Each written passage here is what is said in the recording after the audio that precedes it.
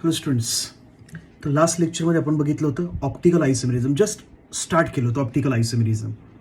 आणि त्याच्यामध्ये आपण बघितलं की ऑप्टिकली ॲक्टिव्ह कंपाऊंड्स आणि ऑप्टिकली इनॅक्टिव्ह कंपाऊंड्स म्हणजे काय, की whenever compound can rotate plane polarise light then it is called as a optically active compound.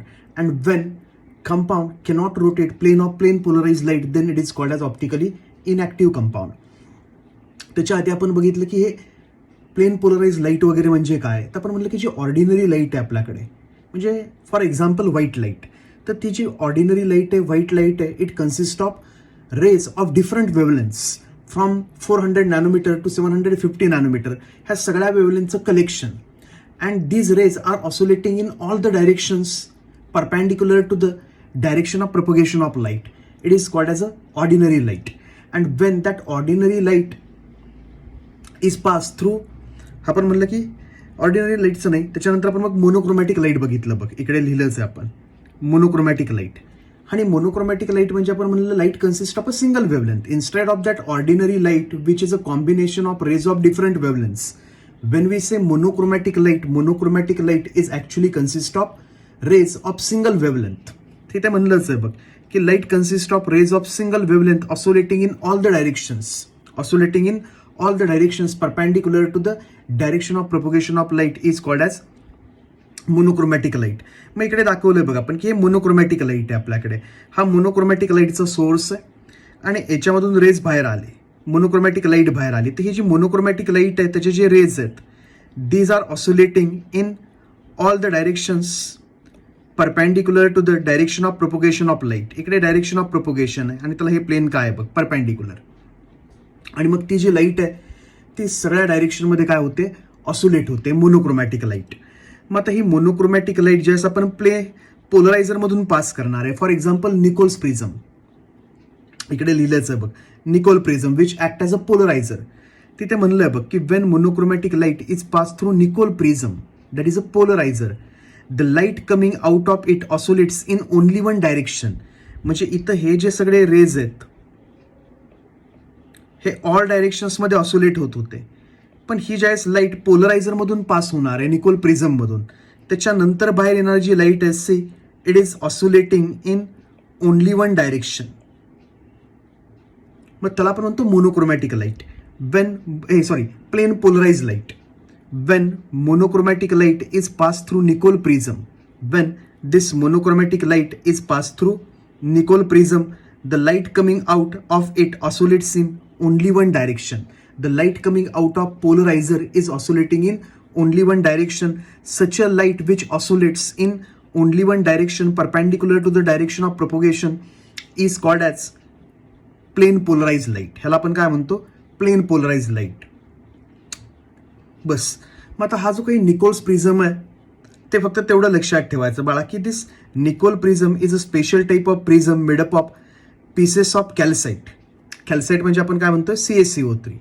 हे छोटे मोठे MCQ येतात त्याच्यावरती, CET मध्ये पण येऊन गेले की Nicol prism consist of CaCO3 which is nothing but a calcite. तर एवढं फक्त लक्षात ठेवायचं, म्हणून ते तिकडे कॉपी पेस्ट केलं आपलं टेक्स्टबुकमधून, का तर हे विचारलं जातं MCQ मध्ये म्हणून.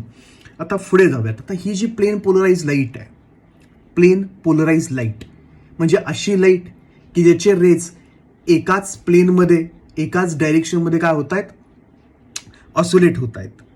मग आता हे बघ ऑप्टिकली ॲक्टिव्ह कंपाऊंड्स म्हणजे काय आहेत. आता हा ऑप्टिकली ॲक्टिव्ह कंपाऊंड आहे इकडे आपल्याकडे, ऑप्टिकली ॲक्टिव्ह कंपाऊंड. तर ही आपल्याकडे मोनोक्रोमॅटिक लाईट की जी सगळ्या डायरेक्शनमध्ये काय होते, oscillate. When this monochromatic light is pass through Nicol prism which is called as a polariser, the light coming out of polariser is oscillating in only one direction. याच्यामधून बाहेर येणारी जी लाईट आहे ती फक्त एकाच डायरेक्शनमध्ये ऑसोलेट होते आणि ही प्लेन पोलराइज लाईट आहे. इथंची आत्ता आहे it is a plane polarise light. आता ही प्लेन पोलराइज लाईट ऑर्गॅनिक कंपाऊंडमधून पास होते बघ. याच्यामध्ये आपण काय घेतलंय, sample tube containing chiral compound. Chiral म्हणजे ऑप्टिकली ॲक्टिव्ह कंपाऊंड, ते सगळं नंतर बघू. आत्ता आपण म्हणूयात की याच्यामध्ये काय एक ऑर्गॅनिक कंपाऊंड आहे, त्याचं सोल्युशन आहे किंवा तो मेल्ट असेल. ऑर्गॅनिक कंपाऊंडचं सोल्युशन असेल इकडे किंवा तो मेल्ट फॉर्ममध्ये असेल. मग त्याच्यामधून ही PPL पास झाली, प्लेन पोलराइज लाईट. ही PPL पास झाली तर प्लेन पोलराइज लाईटचं काय झालं बघ, हे प्लेनचं काय झालं, रोटेशन. आधी ह्या डायरेक्शनमध्ये ऑसोलेट होत होती, आता ह्या डायरेक्शनमध्ये ऑसोलेट व्हायला लागली, म्हणजे थीटा. एवढ्याने ते चेंज झालं. प्लेन पोलराइज लाईट आहे ती काय झाली, थीटा अँगलनी झाली रोटेट. असं जर होत असेल की when plane polarise light is pass through organic compound, the plane of plane polarized light gets rotated by certain angle, then that organic compound is optically active compound. त्यावेळेस त्या ऑर्गॅनिक कंपाऊंडला काय म्हणायचं बाळा, optically active compound. Certain compounds rotates plane of plane polarized light when it passes through the solution of the compound. Such compounds are called as optically active compound. इथे आम्ही काय म्हणलंय की certain compounds have tendency, काही कंपाऊंडची बाळा tendency. Certain organic compounds have tendency to rotate plane of plane polarise light. आत्ताही ह्या डायरेक्शनमध्ये oscillate होत आहेत सगळेच रेज, आणि याच्यामधून पास केली की आता सगळे रेज ह्या डायरेक्शनमध्ये ऑसोलेट व्हायला लागले. आधी ह्या डायरेक्शनमध्ये ऑसोलेट होत होते. म्हणजे जे प्लेन पोलराइज लाईट आहे त्याचं ऑसोलेशनचं जे प्लेन आहे ते थीटा अँगलनी काय झालं, चेंज झालं. असं जर होत असेल then that compound is called as optically active compound. Optically active compound. आणि ऑप्टिकली ॲक्टिव्ह कंपाऊंडला जनरली आपण काय म्हणतो, कायरल कंपाऊंड्स. कायरल म्हणजे हँडेड. आता ते हँडेड वगैरे काय ते नंतर बघूयात. Chiral compounds are optically active compounds. मग बाळा तू हे लक्षात ठेवायचं. ह्या डेफिनेशन्स वगैरे टेक्स्टबुकमधला आपलं ते महाराष्ट्र बोर्डमध्ये वगैरे विचारतात की ऑप्टिकली ॲक्टिव्ह कंपाऊंड म्हणजे काय. तर आपण म्हणतो the compound which rotates, the compound which rotates plane of plane polarized light, the compound which rotates plane of plane polarized light is called as optically active compound or optically active isomer. And this phenomenon of rotation of plane polarized light, ही जी plane polarise light आहे ती ह्या compound मधून बाहेर आली की त्याचं प्लेन काय झालं, रोटेट झालं by angle theta. So this phenomena of rotation of plane polarized light is known as optical isomerism. ह्याला आपण काय म्हणायचं बाळा, ऑप्टिकल आयसोमेरिझम. ओके, तर इथपर्यंत एकदम सिंपल आहे बाळा. ऑर्डिनरी लाईट म्हणजे अशी लाईट की जे डिफरंट वेव्हलेंथचं कॉम्बिनेशन असतं आणि ते रेज सगळ्या डायरेक्शनमध्ये ऑसोलेट होत असतात. मग बघितलं आपण मोनोक्रोमॅटिक लाईट, की ऑर्डिनरी लाईट सारखंच आहे मोनोक्रोमॅटिक लाईट, की याचे रेज सगळ्या डायरेक्शनमध्ये ऑसोलेट होतात. मोनोक्रोमॅटिक लाईट जी आहे त्याचे रेज पण सगळ्या डायरेक्शनमध्ये ऑसोलेट होतात. फक्त सगळे रेज आहेत त्यांची वेव्हलेंथ एकच असते, त्याला म्हणून आपण म्हणतो मोनोक्रोमॅटिक म्हणजे सिंगल वेव्हलेंथवाले रेज की जे सगळ्या डायरेक्शनमध्ये ऑसोलेट होत आहेत. It is called as monochromatic light.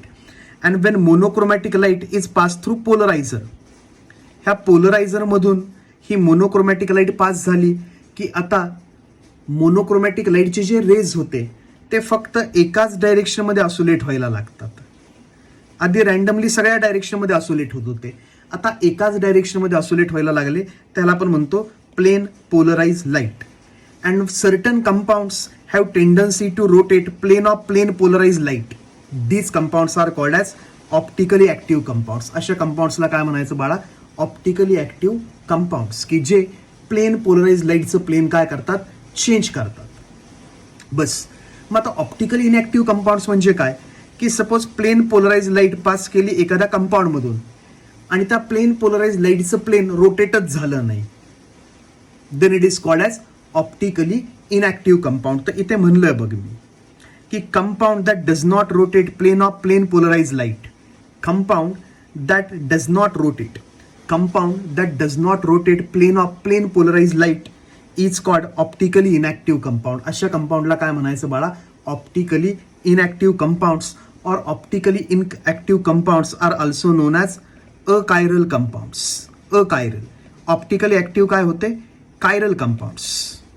Optically active compounds are known as chiral compounds. Optically inactive compounds are called as achiral compounds. Chiral means handed, achiral those are म्हणजे handed non handed वगैरे काय ते नंतर बघू आपण, just शोच करणार आहे थोड्या वेळानंतर तुम्हाला. आता पुढे जाऊयात. मग एवढं तर आम्हाला कळलं की आता हा बघ, हा अकायरल कंपाऊंड आहे. इकडे आम्हाला काय दिसतंय की हा जो आहे इट इज अकायरल कंपाऊंड म्हणजे ऑप्टिकली इनॅक्टिव्ह कंपाऊंड. तर ऑप्टिकली इनॅक्टिव्ह कंपाऊंड मधून प्लेन पोलराइज लाईट पास झाली बघ. ऑप्टिकली इनॅक्टिव्ह कंपाऊंडमधून ही प्लेन पोलराइज लाईट पास झाली, तर इकडे बघ प्लेन पोलराइज लाईटचं जे प्लेन आहे ते आहे तसंच राहिलंय, ते चेंजच झालं नाही. इथं जे होतं तेच कंपाऊंडच्या बाहेर आल्यानंतर आहे सेम. म्हणजे आपण काय म्हणतोय, the compound that does not rotate, the compound that does not rotate plane of PPL, the compound that does not rotate plane of plane polarized light is called as optically inactive compound, and optically inactive compound is also known as achiral compound. त्याला आपण काय म्हणतोय, achiral compound. तर इथे बघ, इथे rotate झालं plane of plane polarise लाईटचं optically active compound, optically active isomer. इथे नाही रोटेट झालं, ऑप्टिकली इनॅक्टिव्ह कंपाऊंड. आता काल आपण बघितलं की हे जे काही ऑप्टिकल रोटेशन आहे, की एखादा कंपाऊंड ऑप्टिकली ऍक्टिव्ह किंवा इनॅक्टिव्ह. जस्ट अ सेकंड, काय करतो, विंडो क्लोज करतो, पाऊस पडतोय त्याचा आवाज येतोय, डिस्टर्ब होतोय. जस्ट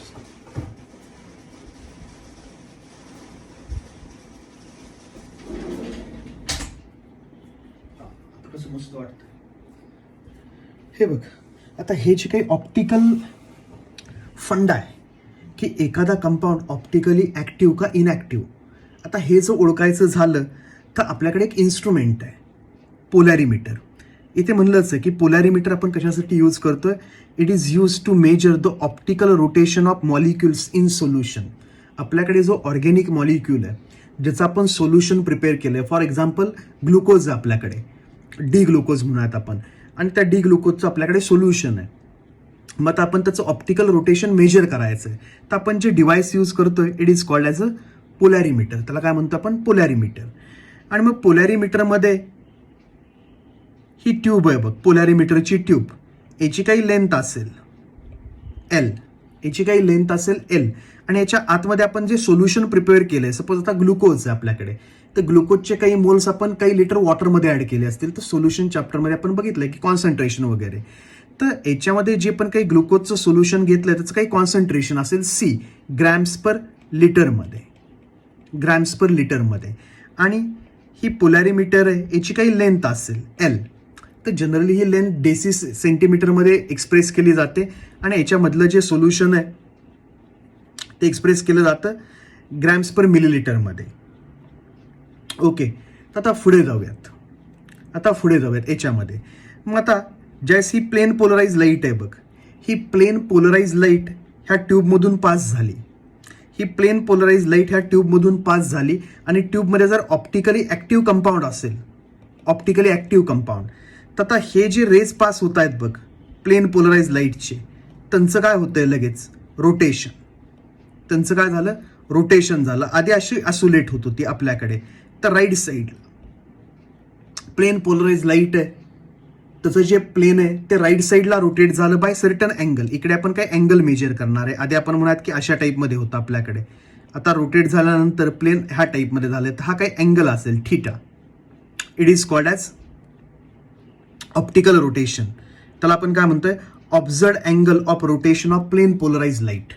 इथून जे काही आपण ऑब्झर्व करणार आहे की प्लेन पोलराइज लाईट आहे ती किती डिग्रीनी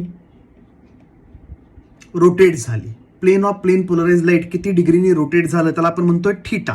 म्हणजे ऑब्झर्ड अँगल ऑफ ऑप्टिकल रोटेशन.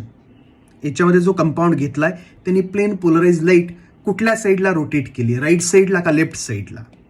हे आपल्याकडे प्लेन पोलराइज लाईट आहे, मग त्याची लाईट अशा टाईपमध्ये रोटेट झाली इकडे लेफ्ट साईडला का ती राईट साईडला रोटेट झाली, डिपेंड्स. मग राईट साईडला जर प्लेन पोलराइज लाईट रोटेट झाली, it is called as a dextrorotatory compound. त्याला काय म्हणतो आपण, डेक्स्ट्रोरोटेटरी. कधी, राईट साईडला जर रोटेट झाली प्लेन पोलराइज लाईट तर, and it is denoted by small d or plus sign. हे सगळं लास्ट लेक्चरमध्येच बघितलंय. आणि जर प्लेन पोलराइज लाईट लेफ्ट साईडला रोटेट झाली, it is called as laevorotatory. त्याला आपण काय म्हणलं, laevorotatory compound. And laevorotatory compounds are denoted by small l or minus sign. तर बस आपल्याला एक तर आत्ता काय कळलं की एखाद्या ऑर्गॅनिक कंपाऊंडमधून आपण प्लेन पोलराइज लाईट पास केली, आणि ती प्लेन पोलराइज लाईटचं प्लेन सपोज झालं rotate, it is called as optically active compound. Now depending on the direction towards which plane of plane polarized light gets rotated, we classify optically active compounds into two types. Optically active जो compound आहे तो दोन टाईपमध्ये classify केला जातो, dextro rotatory, laevo rotatory. इकडे लिहिलंय बघ, आपण हे काल बघितलं आपण. Dextro rotatory, laevo rotatory. The compound which rotates plane of plane polarise light towards right or in a clockwise direction is called dextro rotatory compound. They are denoted by plus sign or small T.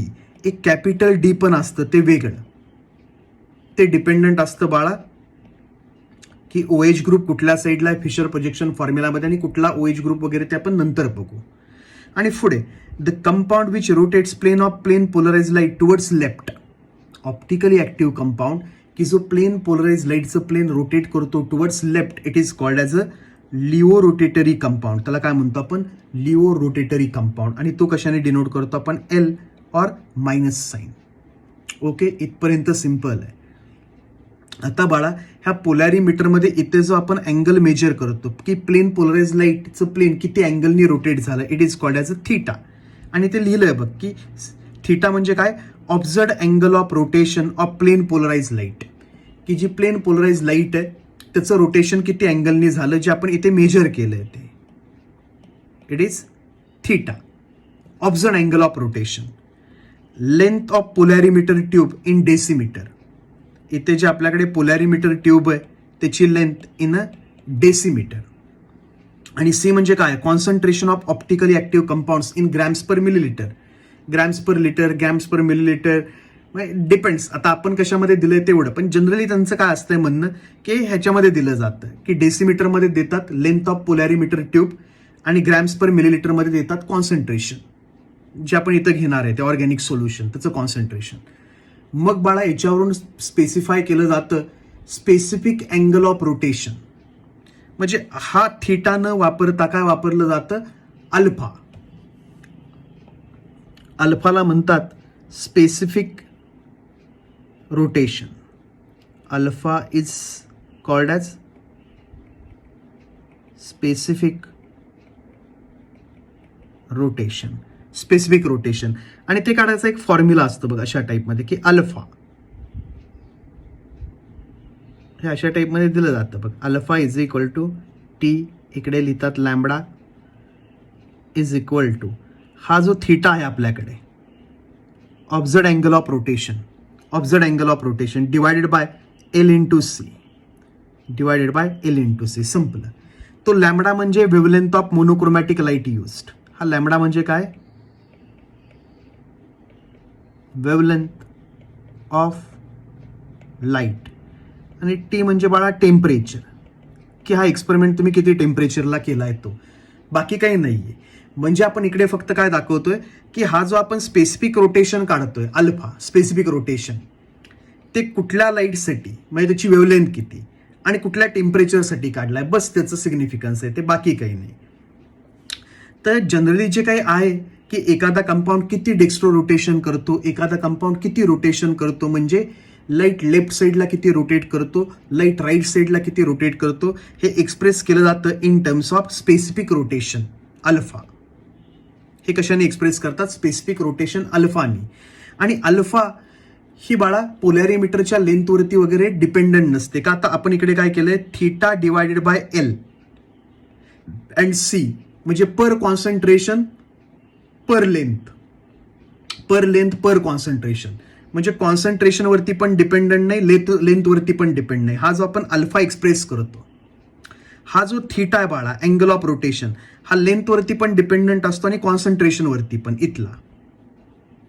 म्हणून काय आपण अल्फाने express करतो angle of rotation. का, आता alpha calculate करताना आपण जो angle of rotation आहे त्यालाच डिवाइड करतोय कशाने, length of polarimeter tube and concentration of organic compound.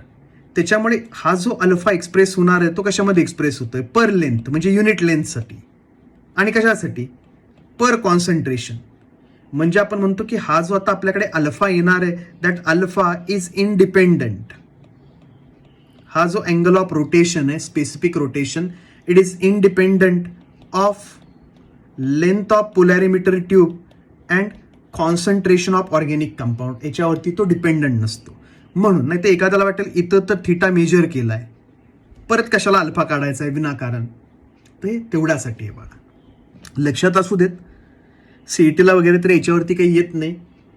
JEE मेनमध्ये वगैरे एखादा आलं तर न्यूमरिकल वगैरे याच्यावरती बेस काय असतात ते आपण नंतर बघूयात. इनॅन्शोमेरिक एक्सेस वगैरे असले काही फंडे असतात त्याच्यामध्ये, त्यावेळेस ते बघूयात.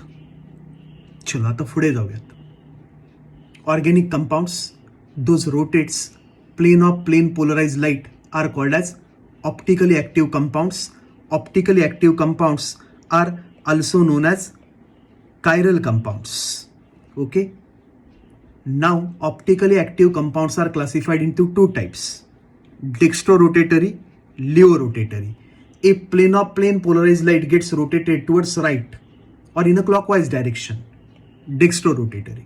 If plane polarized light gets rotated towards left or in anti-clockwise direction, levorotatory compound. And if plane of plane polarized light does not rotate by any angle, then it is a optically inactive compound. आणि optically inactive कंपाऊंड्सला आपण काय म्हणलंय? Achiral compounds. Achiral compounds. आता बाळा हे जे पुढे काही दिसतंय वेंट ऑफ लिबेल थेरी वगैरे, आता सगळ्यात महत्वाचा पॉइंट आहे की एखादा कंपाऊंड ऑप्टिकली ऍक्टिव्ह असेल किंवा नसेल, किंवा एखादा ऑब्जेक्ट म्हणूयात, एखादा ऑब्जेक्ट सबस्टन्स ऑप्टिकली ऍक्टिव्ह असेल का नसेल हे कशावरून कळतं? तर सगळ्यात पहिलं जो काही कंपाऊंड ऑप्टिकली ऍक्टिव्ह बघितला होता, it is by Louis Pasteur. त्याच्याकडे काही क्रिस्टल्स होते, मला वाटतं सोडियम अमोनियम टार्टरेट किंवा दुसरं काहीतरी असेल, सोडियम अमोनियम टार्टरेट किंवा अजून दुसरं असेल, त्याचे काही क्रिस्टल्स होते, म्हणजे सबस्टन्स आपण म्हणूयात. टार्टरिक ऍसिडचा सॉल्ट बाळा, सोडियम अमोनियम टार्टरेट म्हणजे सॉल्ट टार्टरिक ऍसिडचा. तर ते जे सॉल्ट आहेत ते दोन टाईपमध्ये क्रिस्टलाइज होतात. पोटॅशियम आहे, सोडियम अमोनियम टार्टरेट नावाचा जो सॉल्ट आहे तो दोन टाईपमध्ये क्रिस्टलाइज होतो. त्याचा एक टाईप आहे क्रिस्टलचा, तो लाईट राईट साईडला रोटेट करतो, आणि दुसरा जो टाईप आहे त्या क्रिस्टलचा तो लाईट लेफ्ट साईडला रोटेट करतो. आलं लक्षात की आपल्याकडे एक सबस्टन्स आहे टार्टरिक ऍसिडचा, असं आपण समजून चालू. आपल्याकडे एक टार्टरिक ऍसिडचा सबस्टन्स आहे, क्रिस्टल्स आहे. टार्टरिक ऍसिड सॉल्ट आहे, हे टार्टरिक ऍसिड आहे, त्याचा सॉल्ट की जे क्रिस्टल्स आहेत ते क्रिस्टल्स दोन टाईपचे असतात. एका टाईपचे crystals plane polarise light right साईडला रोटेट करतात, डेक्स्ट्रोरोटेटरी, आणि दुसऱ्या टाईपचे crystal plane polarise light left साईडला रोटेट करतात, म्हणजे लिओरोटेटरी. मग त्याच्यावरून आपल्याला कळतं की हा जो काही टार्टरिक ऍसिडचा सॉल्ट आहे जो लुईस पाश्चरला मिळाला होता तो ऑप्टिकली ऍक्टिव्ह आहे, आणि त्यातले काही क्रिस्टल्स लाईट राईटला रोटेट करतात, काही क्रिस्टल्स लाईट लेफ्टला रोटेट करतात. मग आता त्यांनी त्या दोन क्रिस्टलचा स्टडी केला की कुठल्या टाईपचे क्रिस्टल्स ऑप्टिकली ऍक्टिव्ह असतात, का तर काही क्रिस्टल्स लाईट रोटेटच करत नाहीत.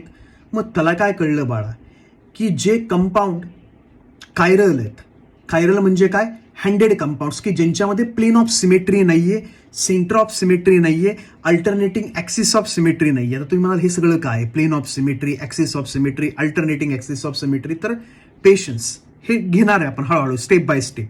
आत्ता फक्त आपण काय म्हणतोय बघ की हँडेड कंपाऊंड्स म्हणजेच कायरल कंपाऊंड्स. हँडेड किंवा कायरल हे कंपाऊंड्स म्हणजे कसले कंपाऊंड्स?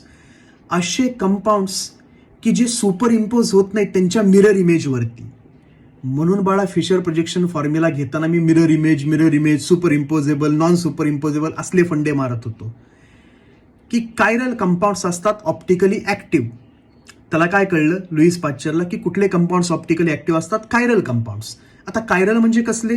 असे कंपाऊंड्स की जे त्याच्या मिरर इमेजवरती एक्झॅक्टली मॅच होत नाहीत, म्हणजे सुपर इम्पोज होत नाहीत, म्हणजेच नॉन सुपर इम्पोजेबल कंपाऊंड्स.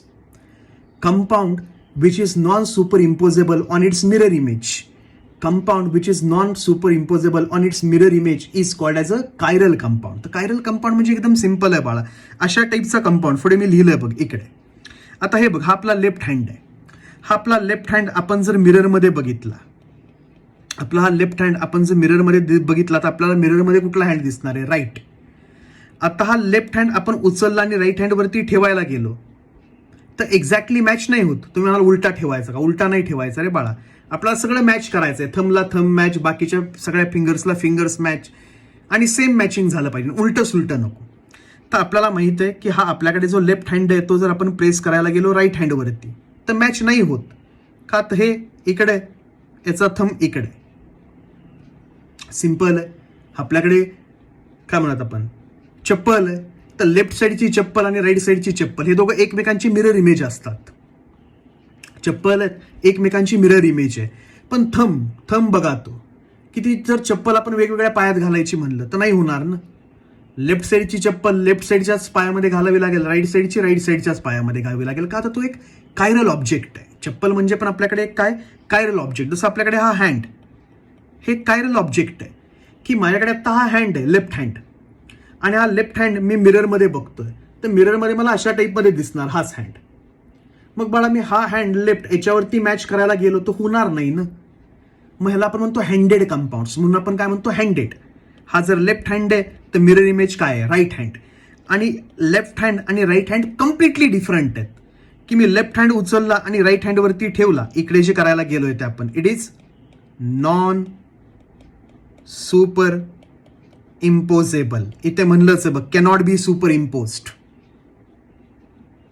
म्हणजे सगळ्या फिंगर्स मॅच होत नाहीत. कॅनॉट बी सुपर इम्पोज्ड म्हणजे हा आणि हा आयडेंटिकल नाही, हे दोघं काय डिफरंट. मग अशा टाईपचे जे कंपाऊंड्स आहेत, कसले compounds, non super imposable. Non super imposable म्हणजे कोण रे, की कंपाऊंड आणि त्याची मिरर इमेज की जे डिफरंट आहेत. एखादा कंपाऊंड आणि त्याची मिरर इमेज हे डिफरंट आहेत, सेम नाही आहेत. ह्यांना आपण म्हणतो बाळा हँडेड ऑब्जेक्ट्स. ह्यांना आपण काय म्हणतो हँडेड ऑब्जेक्ट्स. आणि हँडेड ऑब्जेक्ट्सलाच काय म्हणलं जातं कायरल ऑब्जेक्ट्स. ह्यांना काय म्हणतो आपण कायरल ऑब्जेक्ट्स. आणि जे कायरल ऑब्जेक्ट्स असतात तेच फक्त काय असतात, these compounds are optically active compounds. हे compounds optically active compounds.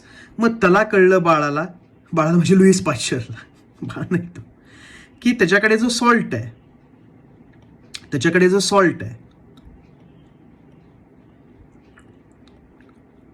Tartaric ऍसिडचा, तर एक सॉल्ट जर अशा टाईपमध्ये असेल तर दुसरा अशा टाईपमधला सॉल्ट आहे, मिरर इमेज. आणि ते दोन्ही एकमेकांवरती मॅच होत नाहीत structures, non super imposable mirror image. म्हणून ते दोन्ही जे ऑब्जेक्ट होते क्रिस्टल्स ते ऑप्टिकली ऍक्टिव्ह होते. मग आता आपल्याला काय लक्षात ठेवायचं आहे की एखादा ऑब्जेक्ट, आपण तो ऑब्जेक्टमध्ये इंटरेस्टेड नाहीये, आपण इंटरेस्टेड आहे ऑर्गॅनिक मॉलिक्यूलमध्ये. एखादा मॉलिक्यूल ऑप्टिकली ऍक्टिव्ह कधी असेल, तर तो मॉलिक्यूल ऑप्टिकली ऍक्टिव्ह असेल when it cannot be super imposed on it's mirror image. म्हणजे बाळा ही सिच्युएशन ही की हा कंपाऊंड आणि आता हे त्याची मिरर इमेज, हे दोघं बघ एकमेकांची मिरर इमेज आहेत आता, बरोबर. हे दोघंही एकमेकांचे मिरर इमेजेस आहेत, मॉलिक्युल्स आहेत हे दोघंही एकमेकांचे मिरर इमेजेस आहेत. पण हा नॉन सुपर इम्पोजेबल आहे. ह्याला जर उचलून मी याच्यावरती मॅच करायचं म्हणलं, हे बघ ग्रीनला ग्रीन मॅच, ब्ल्यूला blue match, green blue match झालं. पण इकडे काय झालं बघ येलो पर्पल, इकडे पण काय झालं बघ येलो पर्पल, हे नाही मॅच झालं. का तर बाळा हा आणि हा दोघंही एकमेकांच्या मिरर इमेजेस आहेत बघ, but these mirror images are not superimposable. ह्या मिरर इमेज सुपर इम्पोजेबल नाहीत. तर हा पण ऑप्टिकली ऍक्टिव्ह मॉलिक्यूल आहे आणि त्याची मिरर इमेज हा पण ऑप्टिकली काय ऍक्टिव्ह मॉलिक्यूल. तर बस आपल्याला सगळ्यात महत्वाचं ते की ऑप्टिकली ऍक्टिव्ह आहेत, की ज्यावेळेस तुमच्याकडे mirror images cannot be super imposed over one another. Mirror images cannot be super imposed over one another is the condition for optical isomerism. तर म्हणून इथे दाखवलंय बघ मी आत्ताचं मॉडेल आपल्याकडे हे, की कार्बन आणि हे चारही डिफरंट ॲटम्स, मग ते त्याच्या मिरर इमेजवरती मॅच होत नाहीत. मग ह्यांना काय म्हणायचं बाळा ऑप्टिकली ऍक्टिव्ह कंपाऊंड्स.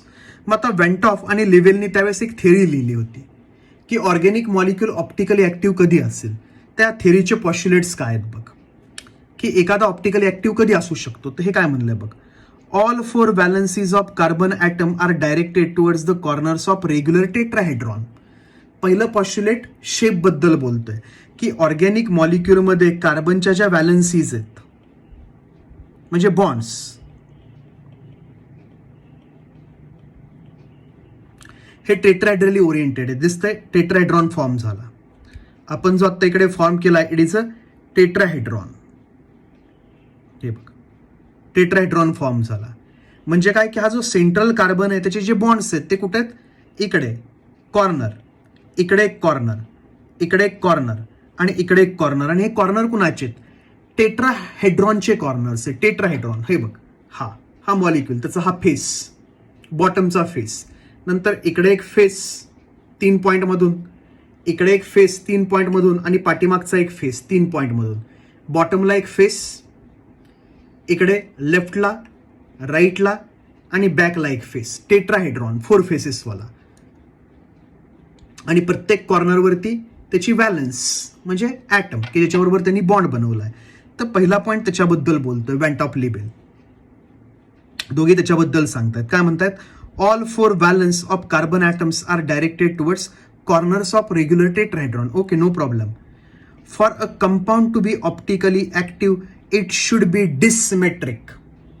आता सगळ्यात महत्वाचा पॉइंट आहे बाळा, की एखादा organic compound, organic molecule optically active कधी असेल?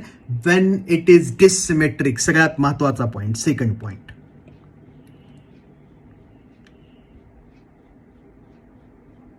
It should be dissymmetric. की हा मॉलिक्यूल आमचा ऑप्टिकली इनॅक्टिव्ह असेल, पण कधी? When it is dissymmetric. Dissymmetric म्हणजे काय?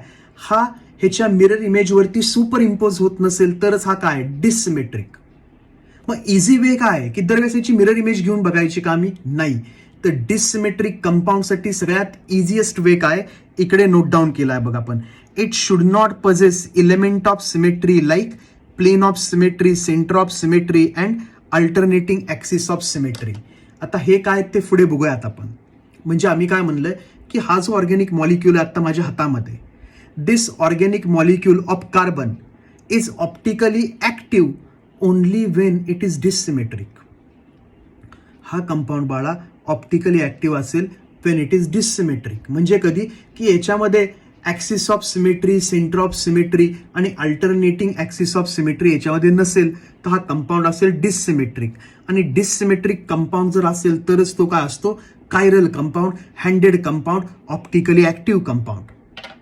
सगळ्यात महत्वाचं काय माहितीये? Optically active compound is a chiral compound, it is a handed compound, and these compounds are dissymmetric. They do not possess axis of symmetry, center of symmetry and alternating axis of symmetry. तर हे बाळा सगळ्यात महत्वाचं आहे. आता याच्यामध्ये बघ ना, कुठं काही सिमेट्री नाहीये. तेच जर बघ याचा एखादा ऍटम मी रिप्लेस केला सेम ग्रुपनी. आता बघ, आता 4 डिफरंट नाहीयेत. कार्बनला तर 4 ग्रुप्स डिफरंट नाहीयेत. माझ्याकडे बघ व्हिडिओमध्ये, माझ्या हातामध्ये बघ की हा जो सेंट्रल ॲटम आहे कार्बन, त्याला इकडे एक अटॅच आहे, इकडे एक ॲटम अटॅच आहे आणि हे 2 सेम ॲटम अटॅच आहेत. मग आता हा जर कंपाऊंड आपण अशा टाईपमध्ये कट केला बघ, आत्ता ह्या प्लेनमधून, आत्ता हा कंपाऊंड आपण अशा टाईपमध्ये कट केला. इथून हा प्लेन आहे, इथून जर कट केला तर दोन्ही साईडला काय होतंय बघ? सिमेट्रिकली तुटतंय. हाफ ग्रीन लेफ्ट साईडला, हाफ ग्रीन राईट साईडला, हाफ ब्ल्यू, फुल येलो. म्हणजे ज्यावेळेस मी प्लेन पास करणार आहे अशा टाईपमध्ये इथून, त्यावेळेस हा कंपाऊंड 2 सिमेट्रिक पार्टमध्ये तुटतो. म्हणजे याच्यामध्ये प्लेन ऑफ सिमेट्री आहे. आत्ता माझ्या हातामध्ये जो कंपाऊंड आहे त्याच्यामध्ये काय? Plane of symmetry. आणि असं जर असेल की याच्यामध्ये प्लेन ऑफ सिमेट्री असेल तर हा कंपाऊंड बाळा सिमेट्रिक कंपाऊंड आहे. हा डिससिमेट्रिक नाही, हा ऑप्टिकली इनॅक्टिव्ह आहे. हा ऑप्टिकली इनॅक्टिव्ह आहे बाळा. का? तर हा आणि याची मिरर इमेज एकमेकांवरती एक्झॅक्टली मॅच होणार आहेत. दाखवतो तुला, हे बघ.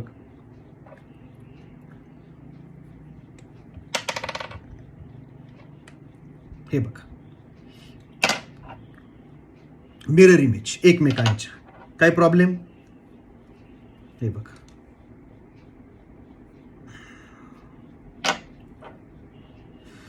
कुठं काय घ्यायचं आहे का? ठीक आहे. हे बघ, स्क्रीनकडे बघ माझ्या हातामध्ये.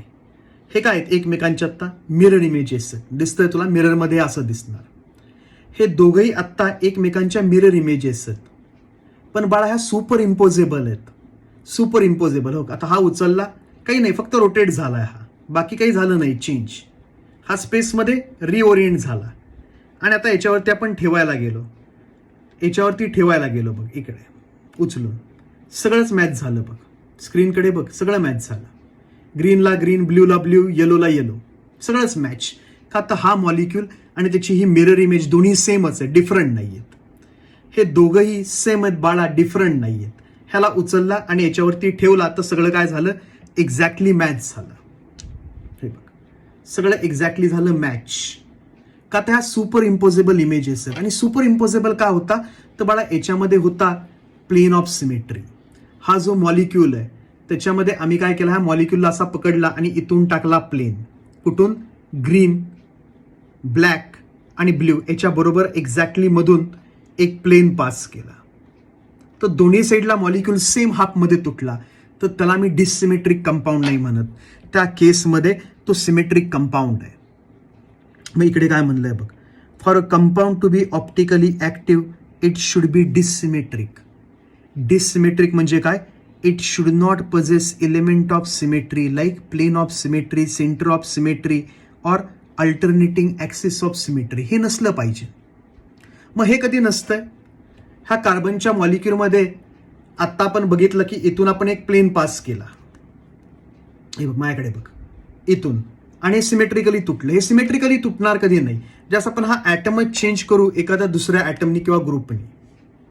आता कुठून तोडणार बरं सांगतो. आता तू कुठून पण प्लेन पास कर, हा सिमेट्रिकली तुटणारच नाही. का तर इथे ॲटम वेगळा, इथे ॲटम वेगळा, इकडे ॲटम वेगळा, इकडे ॲटम वेगळा. चारही बॅलन्स आहेत कार्बनच्या, ह्या डिफरंट आहेत. मग हा डिसिमेट्रिक बनतो. आणि तोच पॉइंट आहे पुढे बघ, थर्ड पॉइंट बघ, एकदम महत्वाचा पॉइंट आहे. थर्ड पॉइंट काय म्हणतोय बघ, the carbon atom which is attach to 4 different atoms or group of atoms is called asymmetric carbon atom or chiral carbon item.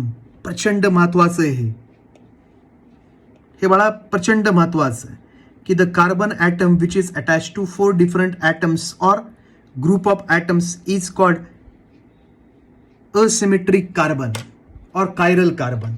हा जो कार्बन आहे आत्ता माझ्या हातामध्ये ब्लॅक कलरचा, हा असिमेट्रिक कार्बन आहे. का तर याच्यामध्ये प्लेन ऑफ सिमेट्री नाही, सेंटर ऑफ सिमेट्री नाही, अल्टरनेटिंग ॲक्सिस ऑफ सिमेट्री नाही. तर हा काय, असिमेट्रिक कार्बन आहे. आणि ह्या असिमेट्रिक कार्बनमुळे हा कंपाऊंड काय, डिसिमेट्रिक. ह्या असिमेट्रिक कार्बनमुळे हा होल कंपाऊंड काय, डिसिमेट्रिक. आणि हा कंपाऊंड याच्या मिरर इमेजवरती सुपर इम्पोज होत नाही, म्हणून तर हा कंपाऊंड ऑप्टिकली ऍक्टिव्ह कंपाऊंड आहे. प्रचंड महत्वाच्या गोष्टी सांगितल्यात आता मी, प्रचंड महत्वाच्या. तुला ऑप्टिकली ऍक्टिव्ह इनॅक्टिव्ह ओळखायचंय तर हे परत सगळं ऐक, 37 मिनिट्स. तर आता वेंटॉप लिबेल थेरी काय सांगते, वेंटॉप लिबेल थेरी आपल्याला सांगते की for a compound to be optically active it should be dissymmetric. Dissymmetric म्हणजे कोण रे, अशा टाईपचे कंपाऊंड डिसिमेट्रिक की जे त्याच्या मिरर इमेजवरती मॅच होत नाहीत, सुपर इम्पोज होत नाहीत. मॅच म्हणण्यापेक्षा मी काय म्हणेल, सुपर इम्पोज होत नाहीत. मग कुठले कंपाऊंड त्यांच्या मिरर इमेजवरती सुपर इम्पोज होत नाहीत, असे कंपाऊंड की ज्यांच्यामध्ये प्लेन ऑफ सिमेट्री वगैरे नसतंय. आता बघ आपल्याकडे हा जो लेफ्ट हँड आहे याच्यामध्ये कुठे एलिमेंट ऑफ सिमेट्री का, नाही. इथून जर तोडला तर दोन्हीकडे सेम पार्टमध्ये तुटतो का, नाही तुटत. मग हा याच्या मिरर इमेजवरती मॅच नाही होऊ शकत का, आता हा डिसिमेट्रिक आहे, हा कायरल आहे, हा हँडेड ऑब्जेक्ट आहे, हा ऑप्टिकली ऍक्टिव्ह ऑब्जेक्ट आहे. मग इकडे बघ, इथे काही एक्झाम्पल्स दाखवलीत आपण कायरल ऑब्जेक्टची. कायरल ऑब्जेक्ट्स म्हणजे कोण, डिसिमेट्रिक ऑब्जेक्ट्स. कायरल म्हणजेच कोण,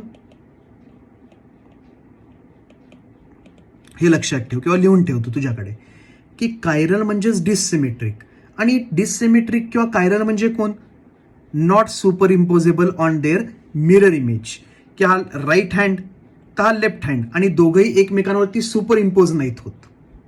तसंच इयर आहे बाळा आपल्याकडे की लेफ्ट इयर राईट इयर हे एकमेकांवरती सुपर इम्पोज नाहीत होणार. त्याच्या इकडे कार आहे बघ, कार आणि त्याची मिरर इमेज आहे. तुम्ही म्हणाल आता तर सगळं मॅच होईल की ह्याला उचलून याच्यावरती ठेवला, ह्या शीटला हे शीट मॅच, हे मॅच, बॅक सीट मॅच. पण बाळा इकडे स्टेअरिंग कुठल्या साईडला आहे बघ, हे लेफ्ट हँडेड कार आहे. आणि आता मिरर इमेजमध्ये काय, राईट हँडेड कार. ती कार उचलून याच्यावरती ठेवली तर सगळं मॅच होईल. पण बाळा याचं स्टेअरिंग लेफ्ट साईडला आहे, याचं स्टेअरिंग कुठल्या साईडला आहे, मिरर इमेजमध्ये राईट साईडला. का तर याच्यामध्ये एलिमेंट ऑफ सिमेट्री नाही. सीट्स तुटले बघ सेम, दोन्ही साईडला सीड्स दोन्ही साईडला सेम तुटले, पण हे इथं नाही आहे ना. म्हणून बाळा याची मिरर इमेज, ह्याची मिरर इमेज याच्यापेक्षा काय डिफरंट. मिरर इमेज काय नॉन सुपर इम्पॉसिबल. म्हणून बाळा हे दोघंही कोण आहेत कायरल ऑब्जेक्ट्स. आता इथे बघ, ही चेअर उचलली आणि याच्यावरती ठेवली, एक्झॅक्टली मॅच होणार आहे. ही चेअर आणि त्याची मिरर इमेज, ती चेअर उचलली आणि याच्यावरती ठेवली, एक्झॅक्टली मॅच. हा आपल्याकडे फोर्क स्पून म्हणूया त्याला आपण, की हा स्पून उचलला आणि याच्यावरती ठेवला, एक्झॅक्टली मॅच. हा आपल्याकडे ग्लास आहे, हा याच्या मिरर इमेजवरती एक्झॅक्टली मॅच होणार आहे, सुपर इम्पोज होणार आहे. तर ह्या super imposable on their mirror images. तर हे जे ऑब्जेक्ट्स आहेत हे ऑब्जेक्ट्स कसले आहेत बाळा सिमेट्रिक, डिससिमेट्रिक नाही. आणि सिमेट्रिक ऑब्जेक्ट्स काय असतात अकायरल, ऑप्टिकली इनॅक्टिव्ह. का तर यांच्यामध्येच आता सपोज इथूनच आपण जर प्लेन पास केला तर हे बघ, ही जी चेअर आहे ही आपण एक्झॅक्टली मिडलमधून तोडली. ही चेअर आपण एक्झॅक्टली मिडलमधून तोडली, इकडे अशा टाईपमध्ये एक्झॅक्टली मिडलमधून, तर दोन्ही साईडला सेम हाफमध्ये तुटते. म्हणजे काय की ह्या चेअरमध्ये प्लेन ऑफ सिमेट्री आहे. तसं हा स्पून घे, इथून एक प्लेन पास केला तर हा स्पून एक्झॅक्टली 2 पार्टमध्ये तुटणार आहे, सेम पार्टमध्ये. हा ग्लास आहे, इथून आपण एक प्लेन पास केला ग्लासमधून, ह्या ग्लासमधून आपण हा प्लेन पास केला तर दोन्ही साईडला काय आहे ग्लास सेम हाफमध्ये तुटतोय, म्हणजे सिमेट्रिक. तर याच्यामध्ये प्लेन ऑफ सिमेट्री आहे, याच्यामध्ये प्लेन ऑफ सिमेट्री आहे, याच्यामध्ये प्लेन ऑफ सिमेट्री आहे. तर आपल्याला दिलेल्या ऑब्जेक्टमध्ये जर प्लेन ऑफ सिमेट्री असेल, आपल्याला जो ऑब्जेक्ट दिलाय त्याच्यामध्ये जर प्लेन ऑफ सिमेट्री असेल तर तो ऑब्जेक्ट आणि त्याची मिरर इमेज काय असते सेम. आपल्याला दिलेल्या ऑब्जेक्टमध्ये, आपल्याला दिलेल्या मॉलिक्यूलमध्ये, आपल्याला दिलेल्या कंपाऊंडमध्ये जर प्लेन ऑफ सिमेट्री असेल तर तो मॉलिक्यूल आणि त्याची मिरर इमेज दोघंही सुपर इम्पोजेबल असतात, म्हणजे सेम असतात. म्हणून हे कसले कंपाऊंड्स आहेत अकायरल. आणि अकायरल कंपाऊंड ऑप्टिकली काय असतात इनॅक्टिव्ह, आणि कायरल कंपाऊंड काय असतात ऑप्टिकली ऍक्टिव्ह. तर सगळ्यात महत्त्वाच्या गोष्टी आपण काय शिकलो की for a compound to be optically active, for a compound to be optically active it must be dissymmetric. आणि मग एक कार्बन डिससिमेट्रिक कधी असू शकतो, एक कार्बन डिससिमेट्रिक असू शकतो when it is bonded to 4 different atoms or group of atoms. The carbon atom which is attached to 4 different atoms or group of atoms is called asymmetric carbon or chiral carbon. आता हा एकच carbon जो 4 different ग्रुपला attach आहे, याच्यामधून आम्ही symmetrically ह्याला तोडू नाही शकत कसाच. ह्याला जर सिमेट्रिकली तोडता येत नसेल आपल्याला तर हा काय डिससिमेट्रिक आहे. मग इथे दाखवलंय बघ की it is designated by star की अन असिमेट्रिक सेंटर, हे की जे 4 डिफरंट आयटमला अटॅच आहे. आता इथे बघ पहिला कार्बन कोण आहे CH3, याच्यामध्ये 2 ब्रोमोब्युटेनमध्ये पहिला कार्बन कोण आहे CH. अरे रे 3 तर Hच अटॅच आहे, सेम ॲटम नाही ना. दुसरा कार्बन कोण आहे बघ कार्बन, त्याला H अटॅच आहे, एक कोण अटॅच आहे ब्रोमीन, आणि पलीकडे कोण अटॅच आहे CH2. आणि लास्ट कार्बन परत एकदा कोण आहे बघ CH3. आता याच्यामध्ये बघ फर्स्ट कार्बनला 3 H अटॅच आहेत, म्हणजे असिमेट्रिक. का तर 4 ॲटम्स वेगळे नाही येतच. याच्यामध्ये पण बघ 4 ॲटम्स वेगळे नाहीत, ती तर सेमच आहेत. याच्यामध्ये बघ 2 तर सेमच आहेत HH. हा मधला कार्बन बघ, मधला कार्बन हा, ह्याला इकडे कोण अटॅच आहे C2H5, ह्याला इकडे कोण अटॅच आहे CH3, इकडे H आणि इकडे कोण आहे ब्रोमीन. तर हा जो सेंट्रल कार्बन आहे त्या सेंट्रल कार्बनला कोण कोण अटॅच आहे, एक CH3 अटॅच आहे, एक ब्रोमीन अटॅच आहे, एक